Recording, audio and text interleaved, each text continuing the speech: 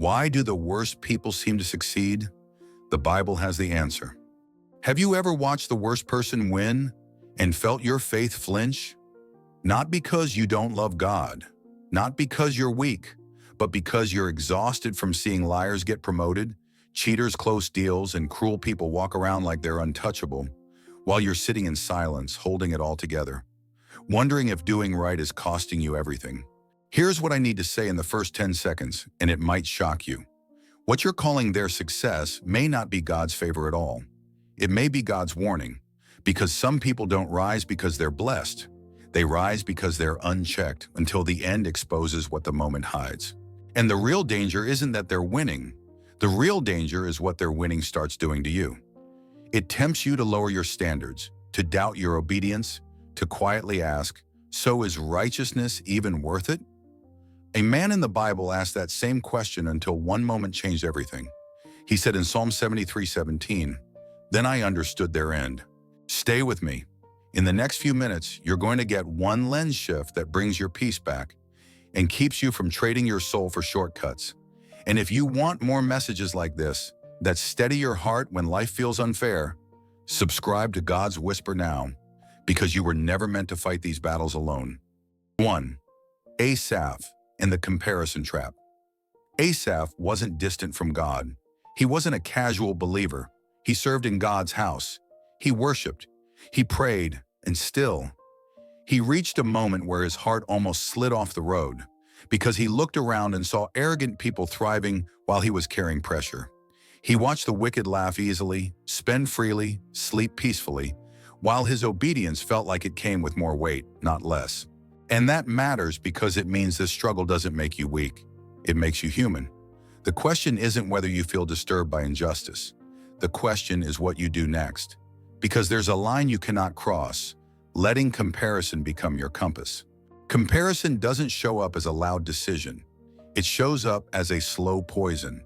It slips into your nights when you can't sleep, replaying what they said, what they did, what they got. It turns into quiet resentment you don't post about, don't pray about, just carry. And then it becomes something even more dangerous. A small internal permission to bend your values just this once, so life can finally feel fair. That is the trap. The enemy doesn't need to turn you into a bad person. He only needs to convince you that being good is pointless. Because the moment you believe righteousness is useless, your peace starts leaking. Your joy becomes fragile.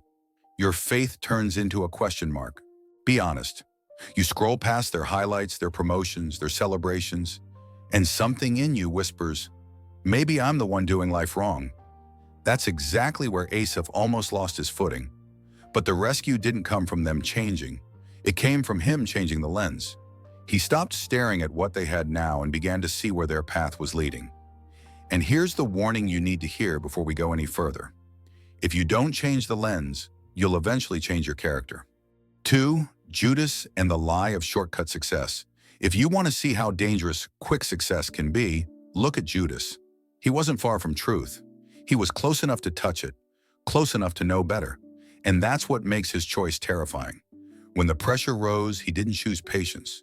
He chose a shortcut, a fast gain, a deal that looked small in the moment but carried a lifetime of cost. From the outside, it looked like a win. Money in hand, a quick solution, a way out of a difficult path. But some successes are not rewards. They are exchanges. They are trades you make in the dark, and you don't feel the damage until later. And this is where it hits your real life, because you've stood at crossroads that felt exactly like that. Not with silver coins, but with quieter offers. A promotion that requires you to play dirty. A relationship where you're tempted to betray your values just to keep someone. A moment where telling the full truth might cost you, and twisting it would make everything easier. The enemy rarely asks you to destroy your life in one decision. He asks you to compromise in small ways that feel reasonable. Here's the truth. The problem with shortcuts isn't speed. It's what they hollow out inside you. You may gain something externally, but you lose clarity internally. You lose peace.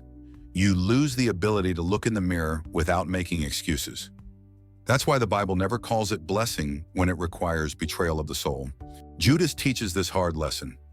Anything that demands your integrity is never success, no matter how fast it arrives.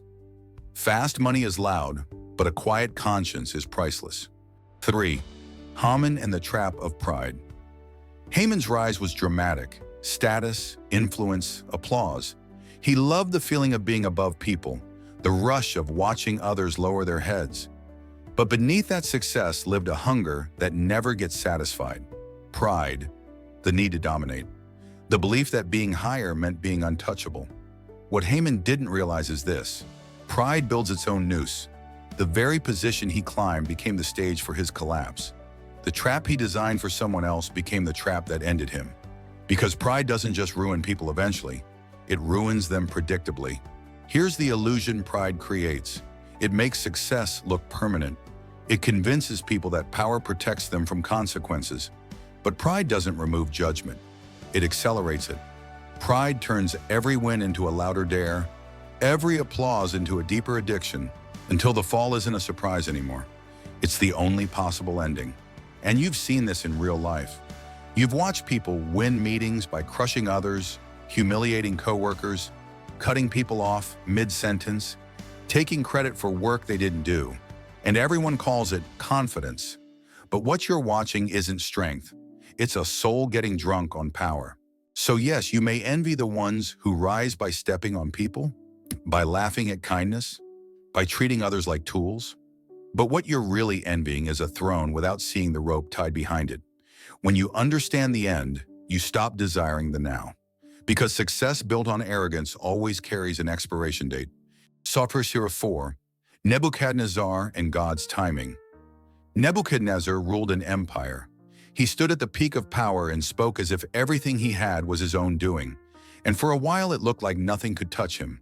No consequences, no limits, no fear. Until God allowed him to be humbled so deeply that he was forced to recognize who truly rules. And that story answers the question you've whispered in frustration. Why does God let this go on for so long? Because the answer is not that God is absent. The answer is that God is exact. God is not blind. God is not slow. God is not unjust. God is precise. We crave instant justice because we're hurting. We want the story to end now because the unfairness feels personal. You're watching them celebrate while you're counting bills in silence. You're watching them get praised while you're holding back tears in the car. And you wonder if heaven is paying attention. But God administers perfect justice because he sees the full picture. Speed does not equal righteousness. Delay does not equal approval. Sometimes God allows pride to rise because the fall has to teach what punishment alone cannot. Sometimes he stretches the timeline because he's not only dealing with them, he's protecting what's happening inside you. Because if justice comes too fast, you may never learn peace. If consequences arrive instantly, you may never learn to trust. And while you're watching injustice stretch on, God may be saving you from becoming bitter, vengeful, or hardened by forcing you to wait. So don't measure justice by how fast it arrives. Measure it by where it leads. 5. Joseph and the power of slow faithfulness. Joseph's story is the turning point for your heart. Because if this message ended only with the downfall of the wicked, it would still leave you empty. You don't just want them to be judged.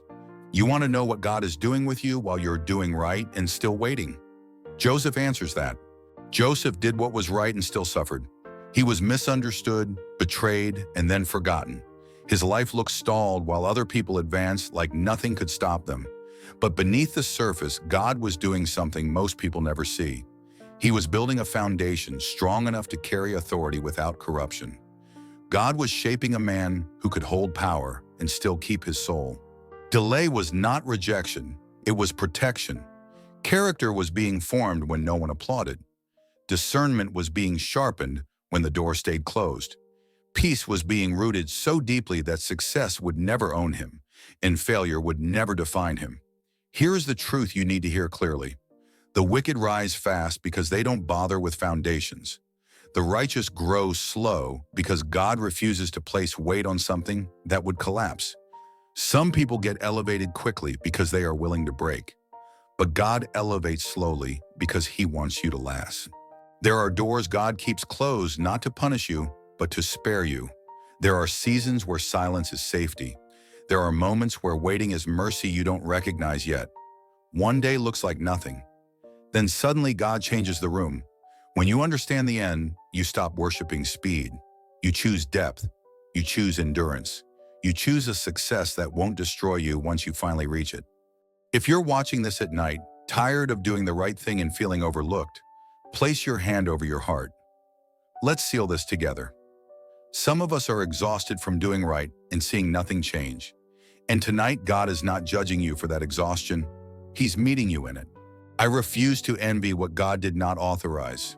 I will not trade my purity for shortcuts. God sees the end, and I trust His timing. My peace is my proof. Lord, I bring you my frustration, my confusion, and the quiet resentment I've been carrying. Clean my heart from comparison. Protect me from shortcuts that steal my peace. Teach me to live with the end in mind, not the pressure of the moment. When obedience feels costly and progress feels invisible, strengthen my faith anyway. Anchor me in the truth that you are just, precise, and faithful. And give me a steady spirit that can wait without breaking. Tonight, I release comparison and I receive peace. If this message spoke to you, comment, "I trust God with the end." Share this with someone who's tired of doing right. And subscribe to God's Whisper for more messages that steady your heart when life doesn't make sense.